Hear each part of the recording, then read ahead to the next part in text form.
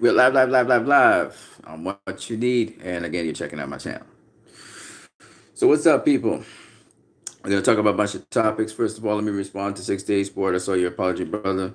You don't need to apologize. If you notice, I don't ad hominem people. I don't really clown people. I usually talk arguments based on boxing. So I don't really attack people.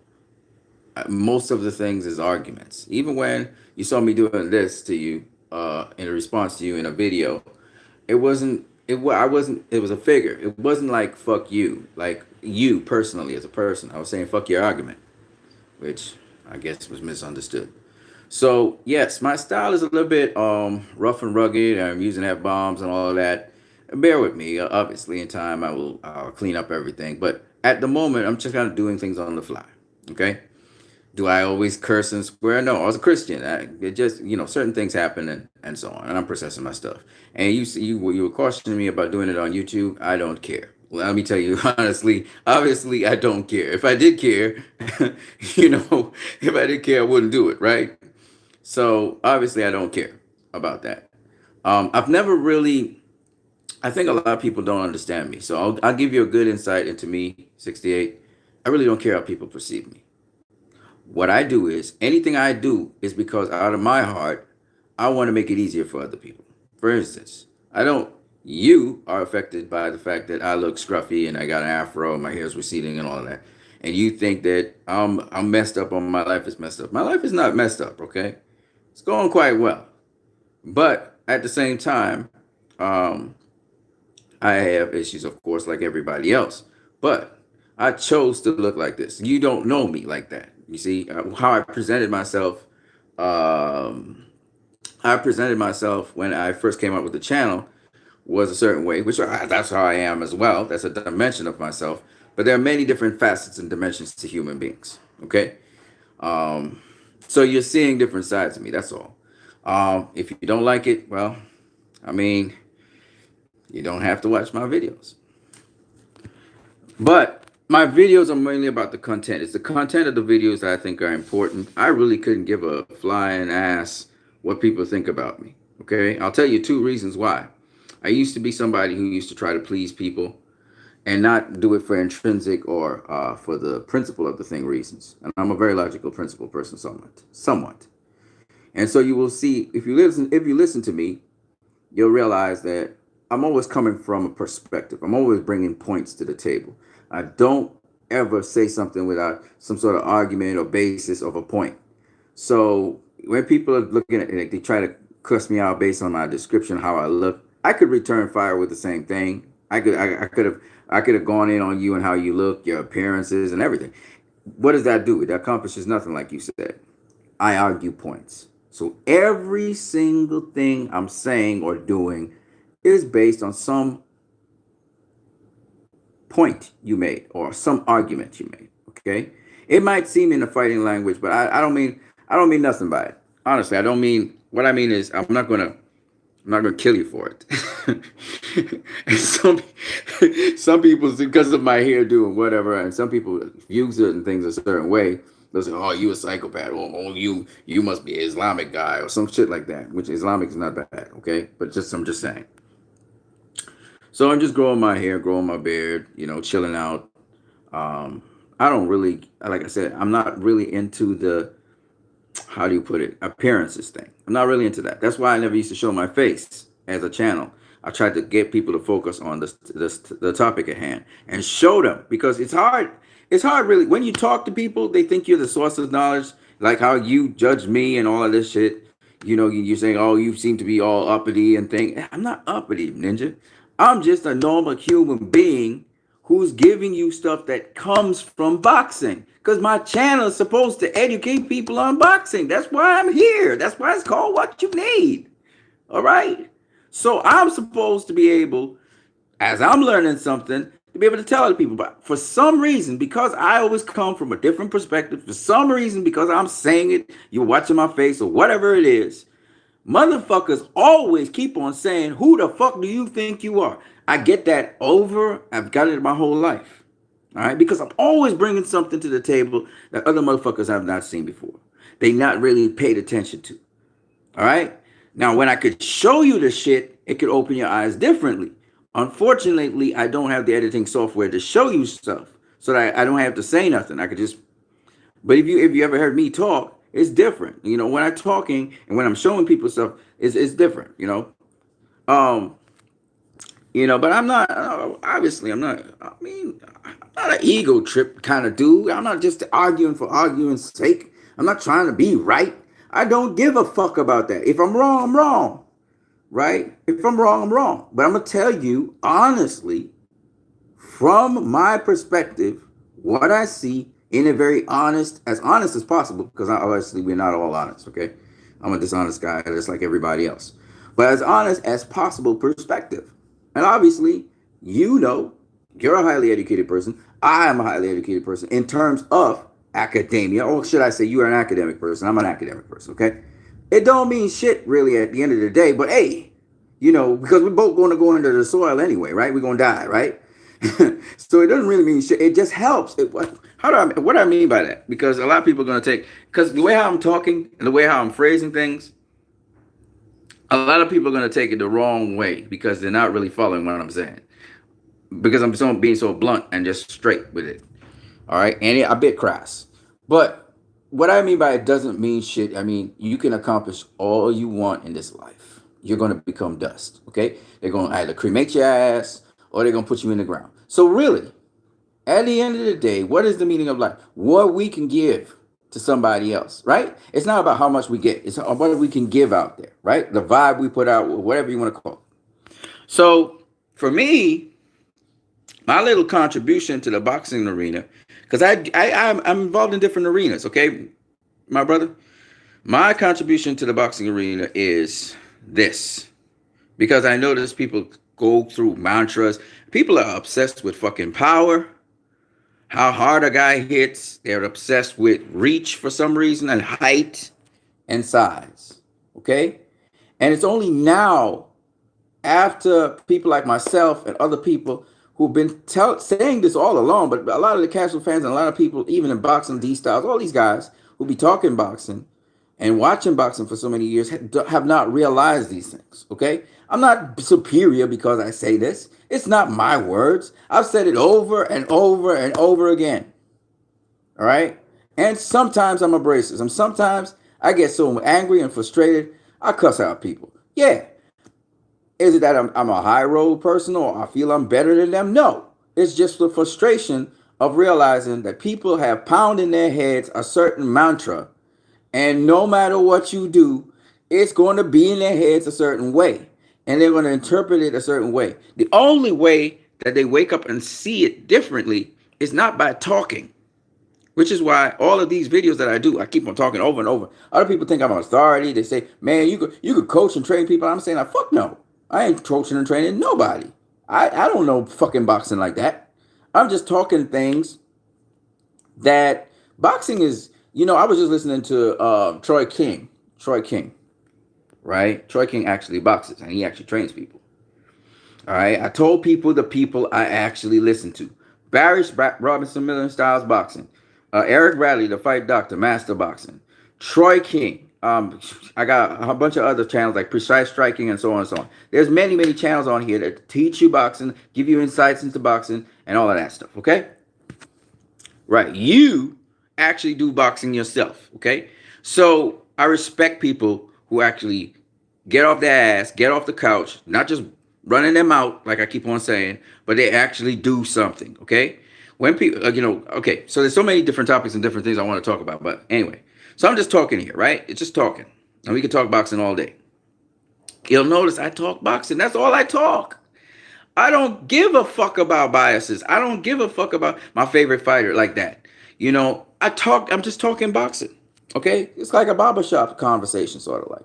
So don't take it personally. Even if I sound like I'm going in on you, like I say, motherfucker, what the fuck you talking about? And then I go down the road, get the fuck out of here. That's just a language. It doesn't mean, I don't really necessarily mean, it's passion behind it, but it doesn't mean that I hate you and I want to kill you for that. Why would I want to kill you? Even when you went off on a topic, I knew you was just angry. That's all. You was just mad. All right. I am not tripping over it. I laughed about it. I realized, okay, he ticked off about it. I realized I hit a nerve. And I was like, it's all good. It's just an argument. Cry out loud. We're not going to kill each other over an argument, right? It's just an argument. You don't have to win it. There are many arguments I have not won. And the beautiful thing about it is in the ring, it tells the truth. What happens in that squared circle will tell us the truth about it. So we can debate and argue how much we want. Once they get in there and they do their thing, we actually get what it is. Okay? We can make excuses after, or we can look at the conditions under which it happened. We can look at all of that. But at the end of the day, it is what it is. Now, you apologizing to me, brother, it's not necessary. You're a good person. I could see your heart's good. That's why I like your channel. That's why I fuck with you. Okay? So don't get it twisted. Whether you cuss my ass out one day and apologize the next day or whatever, you be you. You just be you. You do you, brother. You understand what I'm saying? I have respect for you. I had respect for you. I'm always going to fuck with you because you got this artistic, and also you come with some really unique points of view. That's why I like you. Now, I get that these days you're kind of picking sides on things and stuff, and it's all good, okay? All I'm saying is there's nothing wrong with having your favorite fighter. There's nothing wrong with defending your fight. There's nothing wrong with this shit. This is boxing. We're fans. We're supposed to do this shit, right? The point I'm making is this. My only point is this. While we're doing this, let's not try to forget what the truth of the matter is, right? I'll never defend Canelo under clenbuterol issue. And they say it was tainted meat. You're still responsible for it, Ninja. Even if that's the case, you're still responsible for what you put in your body. You're a professional athlete, and the lines are thin on what a professional athlete can do, okay? And then people can set you up even. So you have to have your cook, your chef. You can't just go any old place and eat any old place. He should know this, okay? And so even if you come from that angle, he's still responsible for what happened to him, all right? And he was seen as the face of boxing, so that was a double whammy, you know? Now, I know they're being VADA tested regularly now all through the year because he's in the WBC VADA testing program, but still, nonetheless, he's always going to have that sticker over him, and we don't know. You know, as much as VADA is very stringent on testing, we've seen Dillian White. He it seems as though VADA missed something, and UCAD picked it up, or VADA actually knew about what was his case with them. I don't know what the issue is. I don't even know what he got tested positive for. I don't even know. I don't even know. I don't really know the issue with Dillian White. All I know is, again, this is just my opinion, okay? I believe that Dillian White should get his chance as a mandatory. I know it sounds very strange because I don't know all the details of what really happened. I do not like, anytime I hear the name Thomas Hauser, just based on what happened with Floyd Mayweather and how he brought up this whole IV thing and how he made it sound like if it was something that athletes didn't do, and as it was a masking agent for PEDs, just because of that, I did not trust Thomas Hauser and his information. And I realized he's a guy for hire. And so once I saw Thomas Hauser was the guy that broke the article, I said to myself, I don't trust this. And then I learned later on, that's not, the details of the thing is not even what it is. And it seems as though Dillian White, he might actually be a clean guy. We don't know. I can't speak on what I don't know. But what I'm saying is, Dillian White's issue has not been solved. Now we see Tyson Fury all of a sudden becomes mandatory in front of Dillian White. I've never seen this happen before, but this is what is happening. The WBC, I don't know what's going on. I don't know if Dillian White's sending information to the WBC, if UCAD's sending information to the WBC, if the WBC is following up on Dillian White's issue. I don't know what's going on. So all of these things to me are very fishy, you know, and that's the politics of boxing, okay? You, I see, are hypercritical of particularly Deontay Wilder and the PBC because, again, it has to do with Anthony Joshua, and I will understand you're a UK person, so I expect you to have that, you know, that siding with Anthony Joshua. I get it. I get what you're doing. I get where you're coming from. Me, I don't really give a fuck about either guy. I don't care about Dillian White like that. I don't care about Anthony Joshua like that, okay? But from what I'm seeing, did I say Dillian White or Deontay Wilder? Deontay Wilder. From what I'm seeing, it looks like Dillian White was in a position to be a mandatory for Deontay Wilder, and the WBC very carefully, and this situation suddenly came up, thanks to Thomas Hauser, and all of a sudden this guy, he doesn't get his shot. And I just feel it's a lot more politics going on in here, and I think a lot of people sense it too, that they're playing games. Now, why do they not want Wilder to face Dillian White? I do not know. I think Wilder beats Dillian White if they face each other, but I do not know why. That's the thing. And Dillian White, I don't think he's really being protected by Eddie Hearn. I don't think Eddie Hearn really. Eddie Hearn doesn't. I find he doesn't really pursue fights for certain fighters. Dillian White seems like he's on his own. Kell Brook seems like he's on his own. James DeGale seemed like he was always on his own. That's the feeling I get. Okay, Eddie Hearn seemed to have been on the Kell Brook bandwagon until Kell Brook got beat by Triple G. He's on the Anthony Joshua bandwagon right now. If Anthony Joshua gets beat by Ruiz the second time, he's going to be on somebody else's bandwagon. I get that feeling with Eddie Hearn. The thing I like about Eddie Hearn, again, I find people are very critical of him, and this is my personal opinion. He gives you the fights you want to see, and the fighters get the fights they want to get.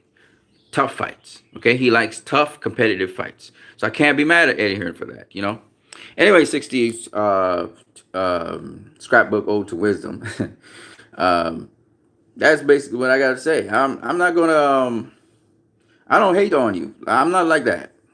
I argue points. Okay, it's just an argument. No matter how how passionate or impassionate or cuss words or whatever you hear, just believe it's just about an argument. So stay on point, stay on the points you're giving, and that's all to it. All right? You don't have to curse and swear. You don't have to call people names because of that. All right? If you look at my argument with Boxing Librarian again, all right? My argument was Boxing Librarian, he's trying to critique me and whatever, but yet his favorite boxer is a dude that he never saw box. Now that's a killer argument, right? It's a killer argument. Now, does that mean that you can't have a favorite fighter who you've never seen box? Of course you could. Nobody's saying no. It's just that, it's boxing, right? You have to see it to really know. You can't just go by word of mouth and shit. It's a doing sport. So that's why I said, Okay, so that's basically it, man. That's what I got to say to you. And sometimes some mornings I'm going to take a bath or whatever. Man, that's just the way how the video is going to go down. Okay, if you don't like it, you don't have to watch it. All right, let me get to what we're going to talk about. So that leads us into the Tyson Fury being the mandatory for Deontay Wilder over Dillian White. Obviously, that's a convenient thing, right? The WBC making him a mandatory. Therefore, they're mandating this rematch.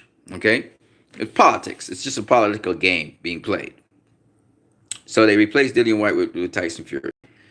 What I feel about that, I feel like they're sidelining Dillian White. Dillian White is getting the short end of the stick, and they're labeling him as a cheater. See, this is the thing with cheating. Okay, you're proven guilty before you even are cleared, and people make a pronouncement that you're innocent or not. People say he's caught using PEDs. What was the PEDs? People are going with what Thomas Hauser said, which is gossip. Thomas Hauser doesn't know the facts. So what is the truth of the matter? And is there a B sample?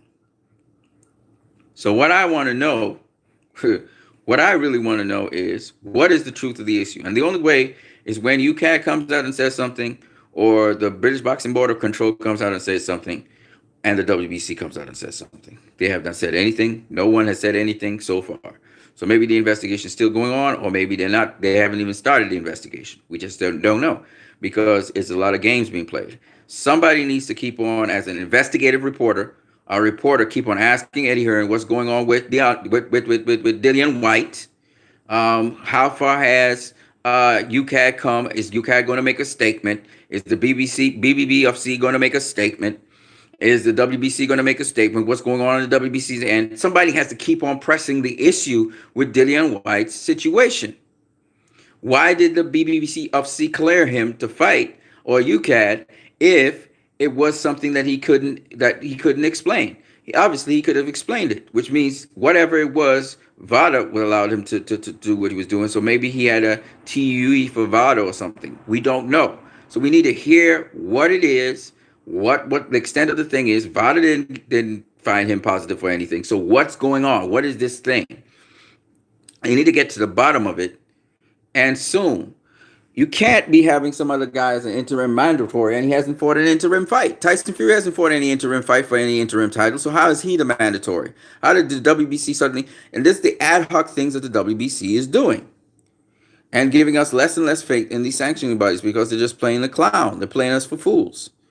All right. First, we had this. There was a guy who did a video on Suleiman and how he should really be removed because the WBC has all these belts for all kinds of things. Now they have the franchise champion, so the franchise champion doesn't have to defend his title ever, and he never becomes a WBC champion like a WBC regular belt. He's a champion for life. I mean, this is kind of ridiculous. It's getting very ridiculous what the WBC is doing, and it's getting more and more ridiculous. I believe Deontay Wilder will be the next franchise champion. I guess they just have to petition for that. I mean, it's getting more and more ridiculous in boxing. And I don't know why the ridiculousness. And especially from the WBC, of all places, the WBC, they have a lot of very good programs. They have a lot of very good things. But right now, what they're doing with their belts, to me, is just ridiculous. And don't call it branding, because that's a horrible way to brand your thing. And then the fact that Canelo is a franchise champion, that's terrible. And again, there's no defense for that. Canelo needs to face Jamal Charlo, and he also needs to face Demetrius Andrade. Right? And people are calling for that Demetrius Andrade fight. I'm listening to other people. Hold on one second.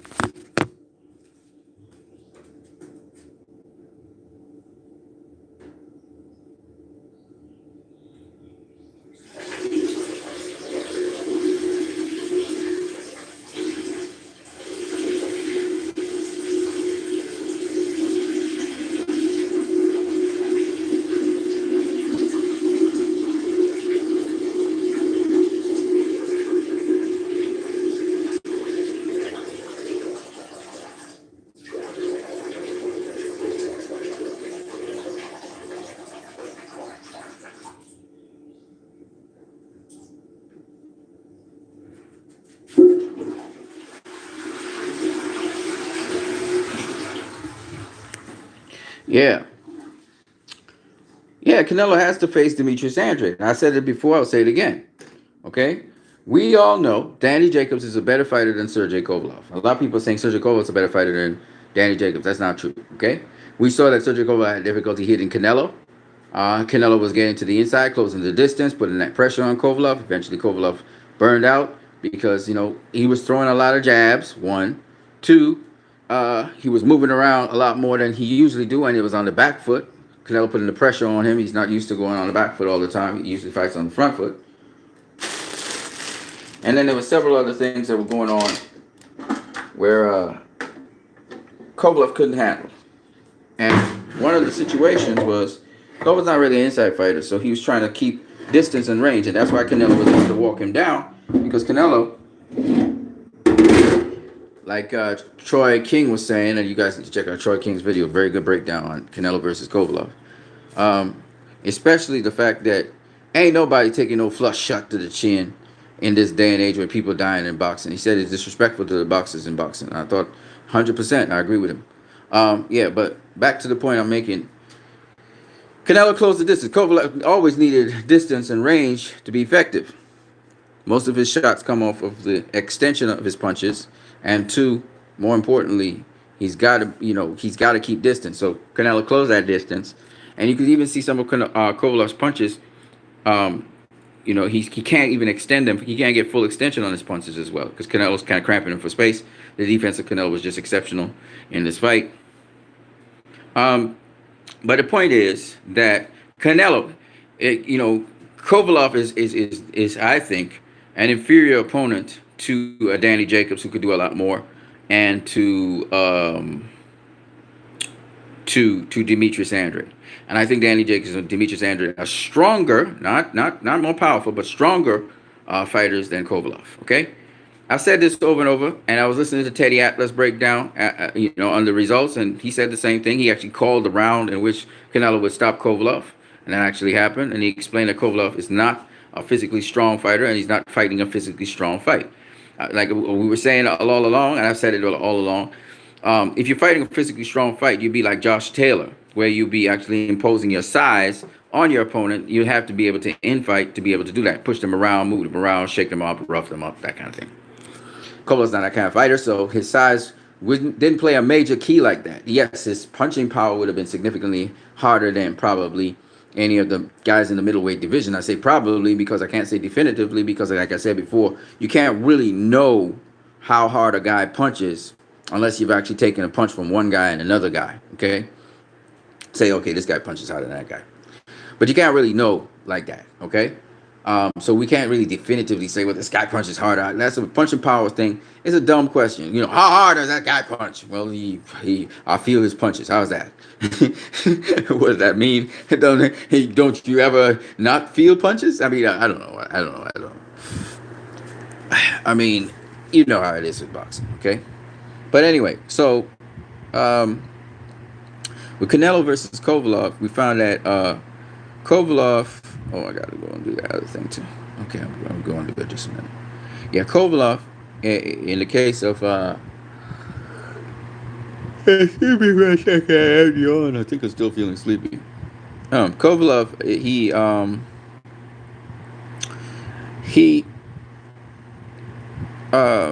yeah, he's not a better fighter than Danny Jacobs, in my opinion. Danny Jacobs could do a lot more. I don't think he's a better fighter than Demetrius Andrade. So I think those are tougher fights for Canelo. Now, I'm hearing the boxing media, and a lot of people in the boxing media out there talking about a Canelo versus Andre Ward. Apparently, these people just don't get the memo. Andre Ward is retired. And you know what's the funny thing? Eric Morales and Juan Manuel Marquez, the critics of Canelo, were talking about, and a lot of boxing fans out there is talking about how Canelo, he's not pound for pound number one because he's facing guys at the end of their careers or past their primes, right? So if that argument is so, why would you now go and face a guy who's retired from boxing and pull him out of retirement?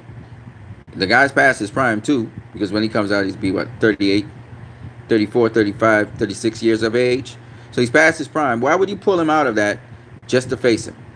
And the guy told you he's not coming back to boxing. Why would you do that? So all this talk about Canelo versus Andre Ward, to me, like Champside said, you know, I was listening to the Boxing Voice and they talking about how Ward will want the money and listen, man, listen. I mean, if Andre Ward comes out of retirement and faces Canelo, he's gonna beat him. But my point being, listen, there are a lot of guys in boxing right now that Canelo should be able to face. Andre Ward's career is over. Leave it as it is. Floyd Mayweather Jr.'s career is over. Leave it as it is. Didn't you guys say you didn't want Mayweather back in boxing as good? Then why the fuck would you want him back in boxing? Why would you want to see a rematch with Pacquiao? It's like you fans are not consistent. You have so much hate for a fighter that you don't even reason anymore. You're not reasoning anymore. You're going by, oh yeah, we want Mayweather back because you know it can increase the chance of Pacquiao beating Mayweather. This is what you guys are thinking. You want Andre Ward back because you think that Canelo could possibly beat Andre Ward. Especially, I listened to Nancy from the Boxing Boys say some hating ass shit like, oh, no tune-up fights for Andre Ward. What the fuck are you talking about? The man ain't fought for years, right? But he's just going to come back in boxing and just box. Come on, man. And Ward is not Mayweather, okay? So stop at that. And, Mayweather did that. He's not Mayweather, okay?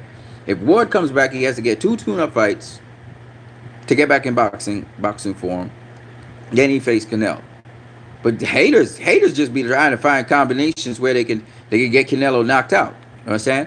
So they're talking. I heard another one talking about, you know, Canelo. I think it was Rummy's Corner. He said, you know what, the best fight for Canelo right now is Andre Ward. He's pushing that too. And then we hear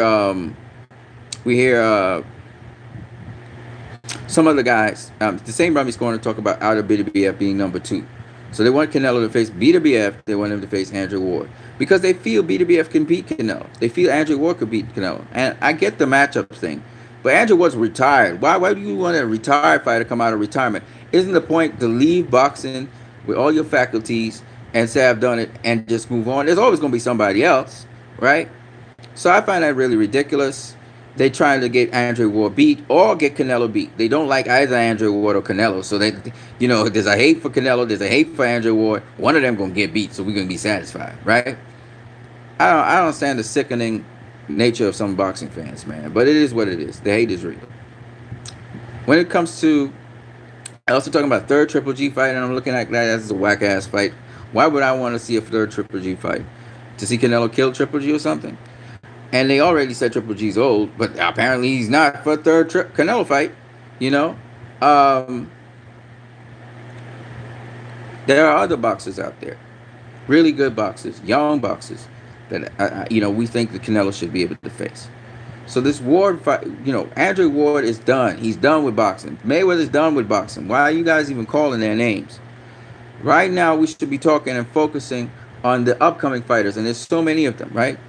Dimitri Bivol, Artur Beterbiev, Badou Jack, Gilberto Ramirez, Jesse Hart, Solomon Barrera, Elita Alvarez, uh,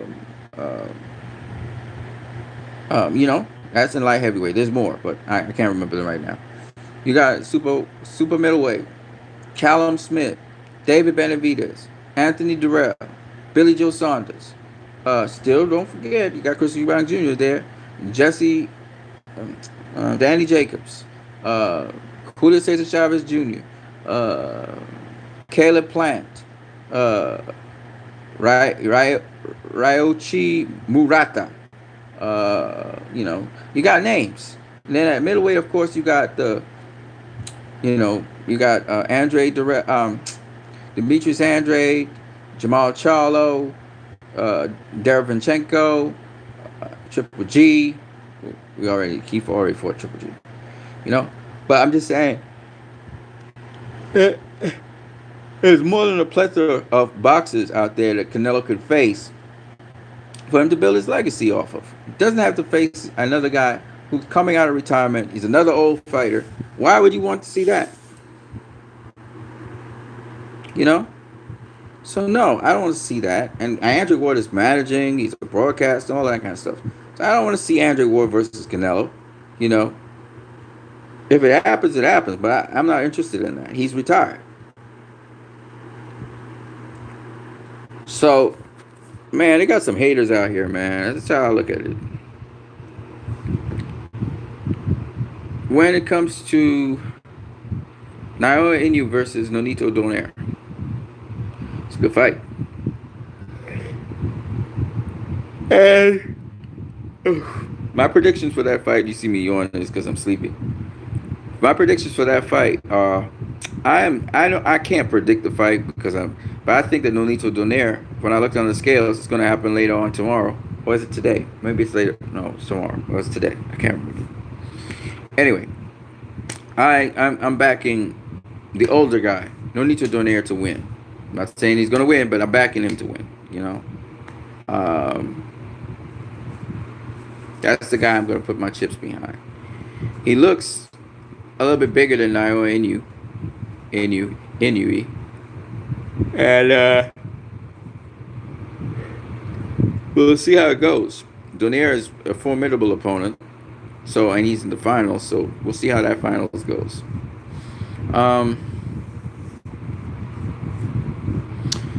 KSI versus Paul Logan. I got KSI by stoppage. I looked at KSI, it looks pretty good. Poopy Sister says, why do all these YouTube channels hate you? Again, probably because I bring to the table something that they never thought about or don't bring to the table. I bring something unique to the table that's different.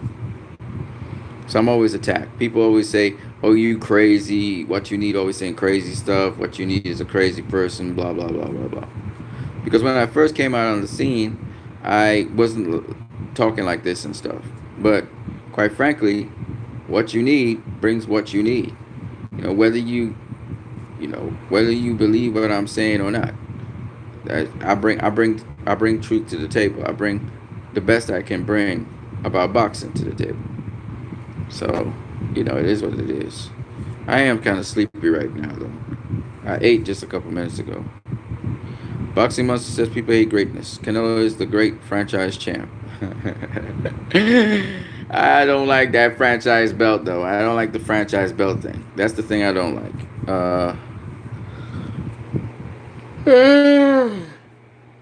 Oh, man. Oh.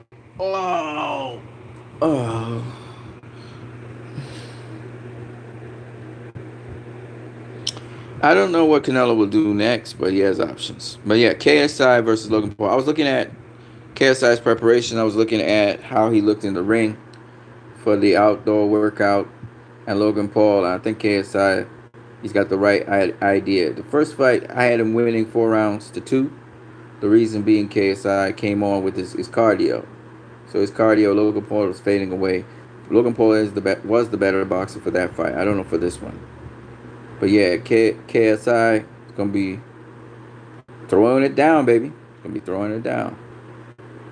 Anyway, let me take a 5 here, take a rest. I'm going to catch you guys later.